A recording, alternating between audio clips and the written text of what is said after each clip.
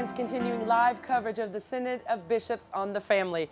Today, the Synod participants had the day off as the commission that will draft the final document that will be given to Pope Francis for his reflection is hard at work getting that document together. We have to remember that commission of 10, the 10 people appointed by Pope Francis, includes 3 people from the Synod's General Secretariat, so they're on the governing board of the Synod office, and also representing all religious throughout the world as another representative there on the Commission of 10, as it is called. And then Pope Francis wanted representatives from each of the 5 continents, and so we have representatives representing all 5 continents, and the Americas he split up into 2, so we have 2 Synod participants representing North and South America. So this group is the one in charge of putting together this final document, drafting it, and handing it to Pope Francis and to the Synod Fathers for their approval. At today's press conference, Cardinal Reinhard Marx answered questions along with Archbishop Eamon Martin and Cardinal Daniel Sturla. Cardinal Marx was asked the most questions. The first was about the role of what is known as internal forum when talking about communion for divorced and remarrieds. Let's listen. That will be our task, and we have given now our report from the German-speaking group, and the others have given their reports, and we will make now the relatio finalis, and we will see what the Holy Father will do with it. Regarding the same topic, he explained that if the solution would not be accepted, the Synod itself loses importance. The question is if we are serious with the signal that we want to send about the integration of remarried divorced, and if we will do everything that we can do theologically and pastorally to achieve this full integration, and that we just don't look for arguments against it, but collect all reasons that are in favor of it, so that the people who want to be reconciled, those are the people in question, can be reconciled. That must be our spirit and our orientation. Versöhnt werden können.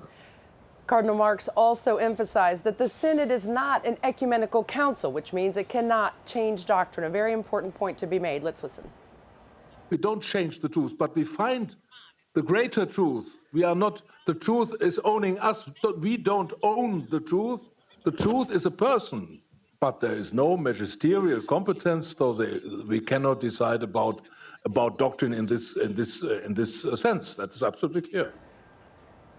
The commission drafting the final Synod report will be crossing every T and dotting every I this week to make sure their text is clear and precise.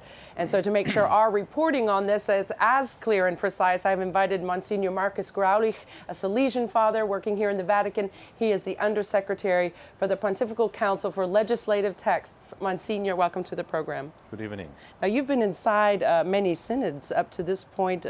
What are your general impressions of how things are going? Things are going different. Yeah. It starts with the talking time that Synod Fathers have. Under John Paul II, they had 8 minutes for their statements. Then Benedict reduced it to 5. Now they have 3. So what can you say in 3 minutes? We're getting more practical, aren't we? Maybe this is good for the Germans. They're very precise anyway. They're now drafting the final document. Can you speak about this? Do you think it'll be approved by the General Assembly? Just your thoughts on this drafting process for this final document. Yes, the drafting process is going on since all those weeks. Okay. They edited the several chapters, the parts. Now they are seeing over the whole text after the 3rd relatio of the small language groups. The Synod Fathers will get the text tomorrow afternoon or tomorrow morning. Then they can have a general discussion tomorrow afternoon and present their modi, their modifications of the text. Okay. Then Friday is a free day, and Saturday they will vote. And as it seems, it's on every paragraph. Yeah, so they go paragraph by paragraph this time, and they say, we say thumbs up or thumbs down. Yeah. What they have to achieve a certain majority among the body of. Yes. Yeah. The rule of the Synod says it has to be a 2/3 majority. Okay. So, but if a paragraph is presented, let's say, and it gets more no's than yeses, so the paragraph is just scratched, no questions asked. It would be. It would be. Okay. There is a certain time when you can suggest modi, where you can say, oh, I like the paragraph, but I would have it more that way or that way.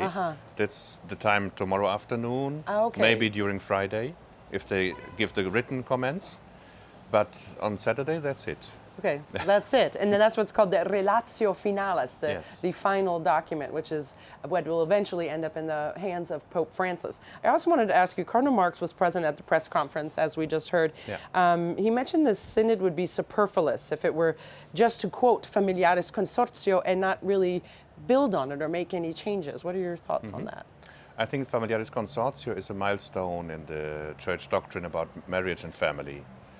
We start with Gaudium et Spes about family marriage in modern times.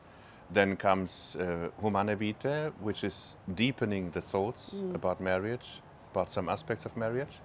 And then comes Familiaris Consortio, which opened up to the modern times. More than than Gaudium et Spes could do, for it was nearly 20 years later. Right. And now we are 34 years ahead. They didn't have gender discussion at that time. Okay. They didn't have same-sex marriage in America at that time. Yeah. So the surroundings have changed, and we have to have a fresh look to what church is thinking about marriage and family and how to tell it to modern world, to people who don't suppose that marriage is between man and woman.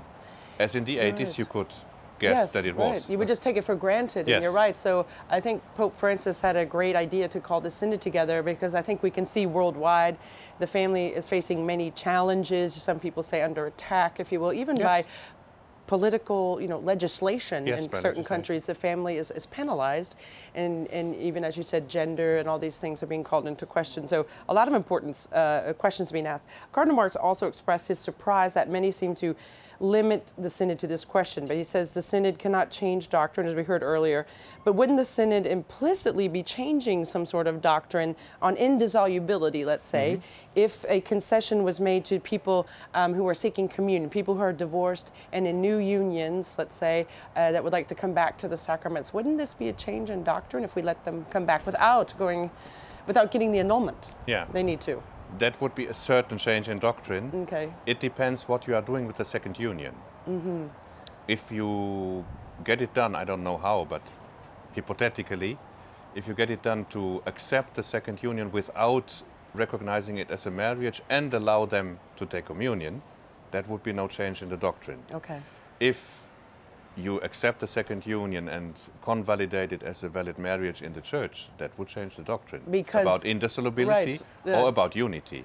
Okay, because a marriage is considered, that word indissolubility just means a marriage cannot be dissolved. The church has to look at the marriage, and so it's not Catholic divorce. The church, when it grants an annulment, nullity, means the marriage never happened. Never existed. So it's not like they're saying, okay, now you two can split up and now you can have a new union. You say the first union never happened. I think people at home, that's good to get that clear for them sometimes. But this question of divorced, communion for the divorced and remarried has been sort of dominant, wouldn't you say? Yes, it was, regrettably. Regrettably. Why regrettably? Yeah. No, for I think in our age and in our times and in 2015, the first thing that we have to do is to tell the people how great a thing marriage is, how great a thing a family is, also with many children, and then we start talking about the problems. Now we start with the problems, and maybe at the end we say, oh, by the way, family is great. Yeah.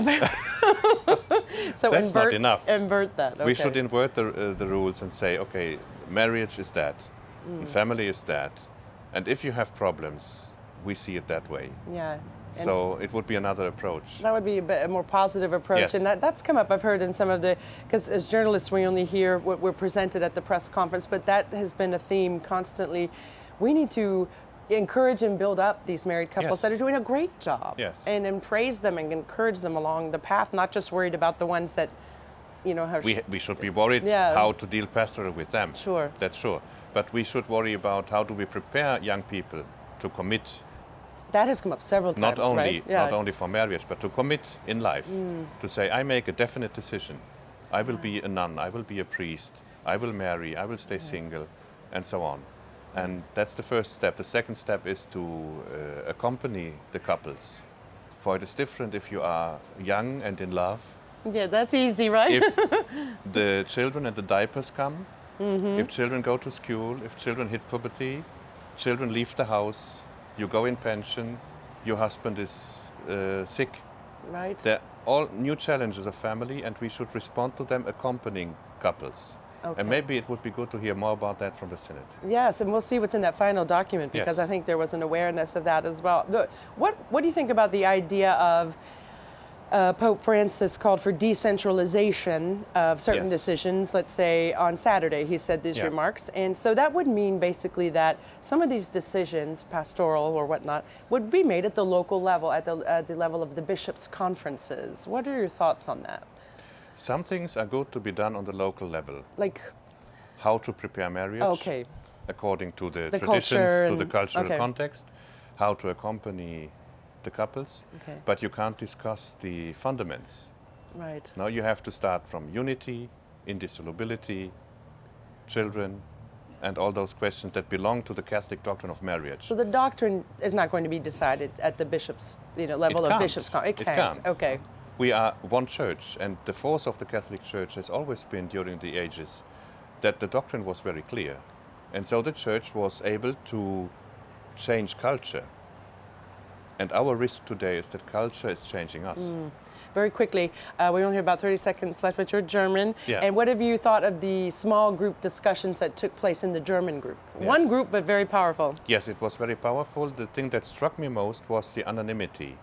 Yes. They voted Unanimously. unanimously, Yes, yeah. and we had Kasper and Müller in this group. Yes, I know. We were, as journalists, we were quite shocked. And I remember Cardinal Nichols making a point. Yeah. An English-speaking cardinal said, just so you all know, the Germans were all unanimous Yeah. and they're voting. He really wanted to point that out as Yes. well. So And this it's is surprising. theological, it's a good basis, but they have another theological view than other cardinals. They start from the person, from the biography, from the single, Okay. and then see the doctrine. And others see the doctrine, start from the doctrine and see the person. Yes. So it's another approach. Okay, so they were You able to notice somehow that. find harmony, and that was nice that they could Yes. vote unanimously. Yes, that So was a great was surprise sign. for me, yeah. Yeah. Monsignor, thank you so much for being on the program. Thank you for inviting me. Thank you. We have to take a break, but stay tuned for more live Synod coverage from Rome.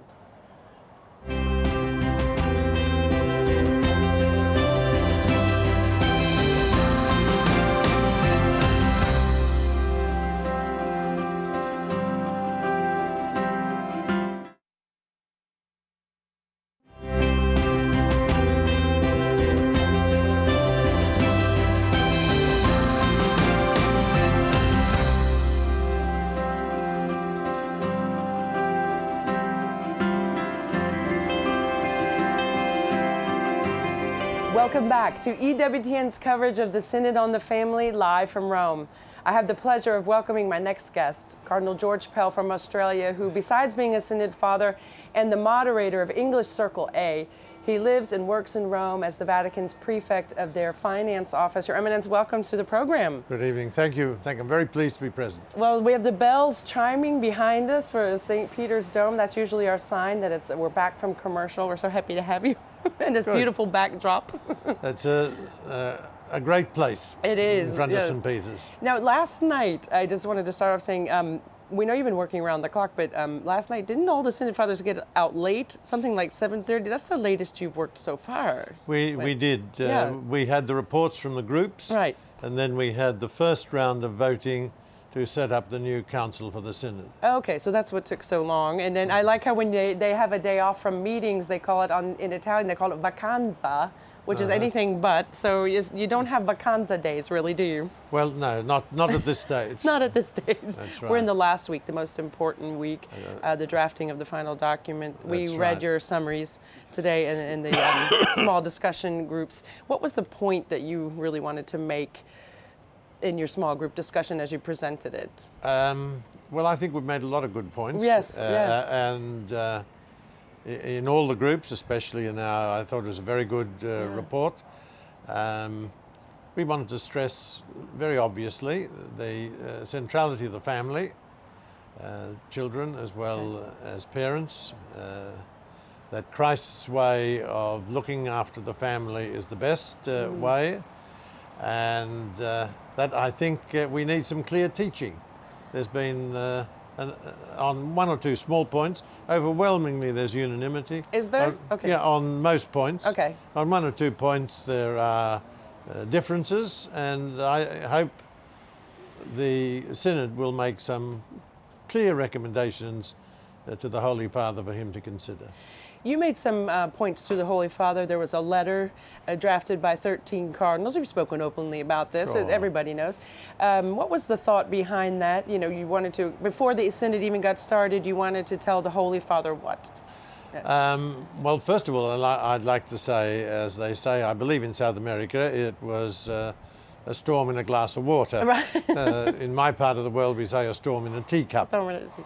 Mind you, there were 13 very senior cardinals from all over the world.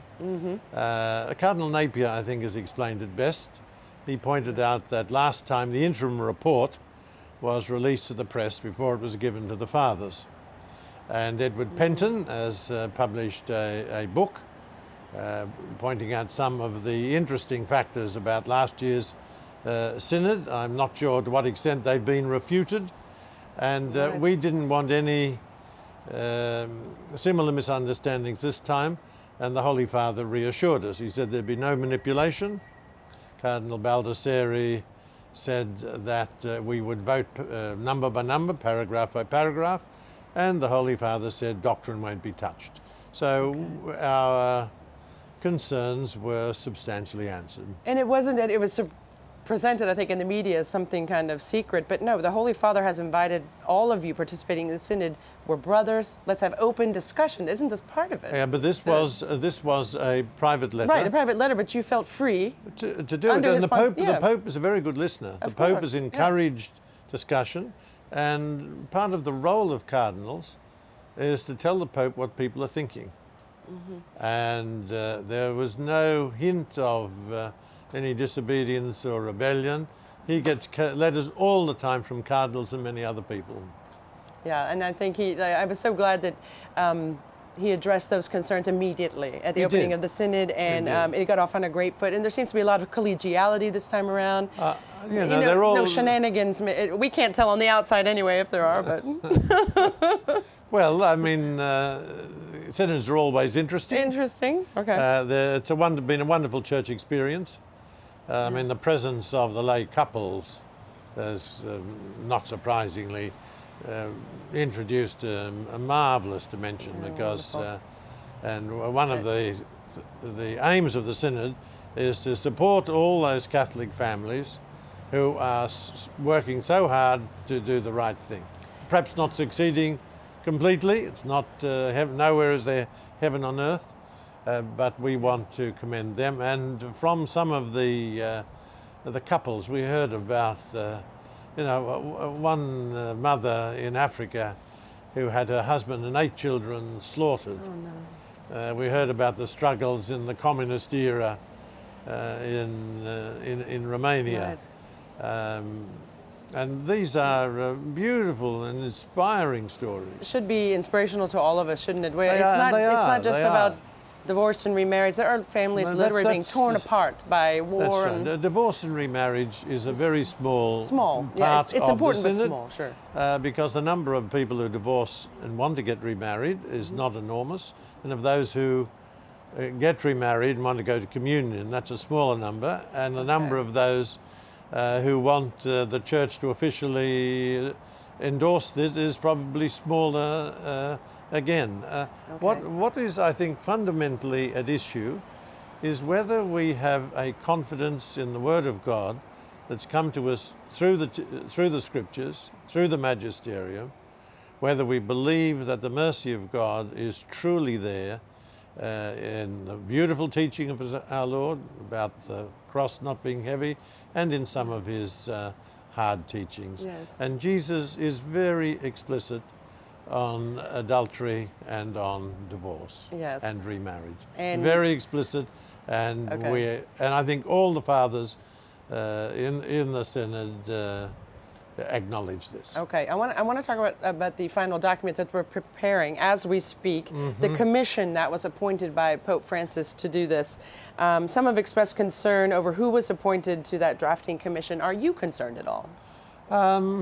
Well, the Holy Father has said there'll be no manipulation, and the Synod, some members of that committee, speaking I'm sure for everyone, have pointed out that they will faithfully represent the views that were presented by the fathers of the Synod, and that's all we want. And if not, you'll see it and you'll get to vote on it. We'll get to vote on it. And you have a voice. That's good, and we can't wait to see what's in it. We hope to get our hands on it. Do you think it'll come out Saturday night? Do you think we'll get it that quickly? Nobody knows. So. No, nobody knows. Yeah. But you know, it's very difficult to keep things private in Rome. Now, whether there'll be one or two controversial issues which will enable the clarity of church teaching to be clearly established, some people say there will be. I really don't know. Yeah. At this stage, it's always hazardous to try to prophesy. Well, what if there are no changes? Do you think people will be disappointed after all of this? And, well, no, you can't say there are no changes. Okay. Because already there have been changes in decentering the annulment procedures. That's so that they become the same criteria, equally just, but they're cheap and faster. Okay. That's already a significant development, but with the teachings of Jesus, see, we can't do better. Right, exactly. You might say we're stuck with Jesus, and I'm very happy to be in that situation. That's wonderful. Pope Francis, as you mentioned, spoke of this decentralization, just which means a lot of these decisions will be made at the local level, local bishops' conferences? Pastoral decisions? There'd have to be pastoral decisions. Some of them. I mean, doctrine is one. There are many theologies, but there's one set of doctrines, and the successor of Peter gives the tick for those. Okay. There are 10 commandments. They're not going to be 9 here and 11 somewhere else. Okay. There are 7 sacraments. There are a couple of the Apostles' Creed, the Nicene Creed. Okay. These doctrine's not nationalized. No, it's one. No, well, that's Ecclesia Catholica. Catholic in Greek means universal. It doesn't mean continental or national. Okay. And Cardinal Lorenzo said very beautifully, you know, you can't nationalize right and wrong. Very good to remember. Your name came up today again during the press conference, and it was in terms of an article that appeared in an Italian newspaper. I think it was in Figaro. Figaro, yes. Or Foglio, or one of those. Oh, in Foglio. And it was something that you had said.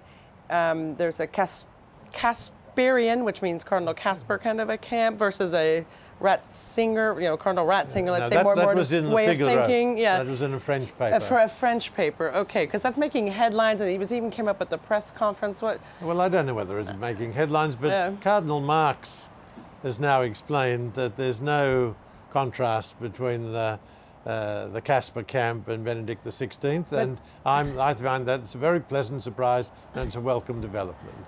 I think it's a surprise. I mean, he explained, but he explained to us there was no such contrast. All right. So, I mean, that's good, isn't it? Yeah, we hope. We hope that that's true. Mercy and truth, that's been a theme that's come up. So this is, I think, where the rubber hits the road, as we say. We want to be merciful to people in various situations with bringing the fullness of truth, you know. Well, we have to be merciful.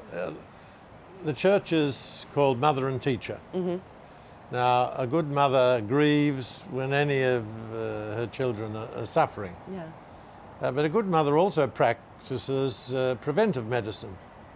She knows that too much sugar is not good for your health. And if somebody falls sick, or perhaps through misadventure or something like that, she doesn't want her other children to have to suffer in the same way. Okay. So, as I said, she practices preventive medicine, and so does the church. God's mercy is a great mystery, and I'm quite confident that if we follow Christ's teaching in the long run, we experience His mercy most completely. And it's always a call to conversion. We're all sinners. Yes. We're all very imperfect. We're called to be better. we have about 30 seconds, what would be just one message to people at home watching right now? Because so many families watch us. Yes. Any message that you would want to give to them? Yes, to all those good families, all those imperfect families, to people who are suffering. There's no pearl unless there's a bit of a grit in the oyster. And the teachings of Christ are the best medicine, the best recipe for all of us in our daily living. And, you know, I think the Catholic Church is a pretty wonderful community. The spirit of fraternity here in the Synod is wonderful. The group in which I participated, I've been to about 7 synods. It was the best group I've ever participated in. It was a wonderful experience. Well, thank you for leaving us with that wonderful message of hope and happiness during the Synod. Thank you for being on the program, Your Eminence. Pleasure. Thank you. Thank you. Good morning. That's our show for this evening. Remember, for all the latest information on the Synod, visit our special Synod page on EWTN.com and follow us on Twitter at EWTN. Send us your questions and comments. We love getting them. Hashtag EWTN Synod. We're covering this from all angles on EWTN News Nightly, Joan Lewis's blog and radio show, and the world over. For now, I'm Mary Shevlin. Good night from Rome.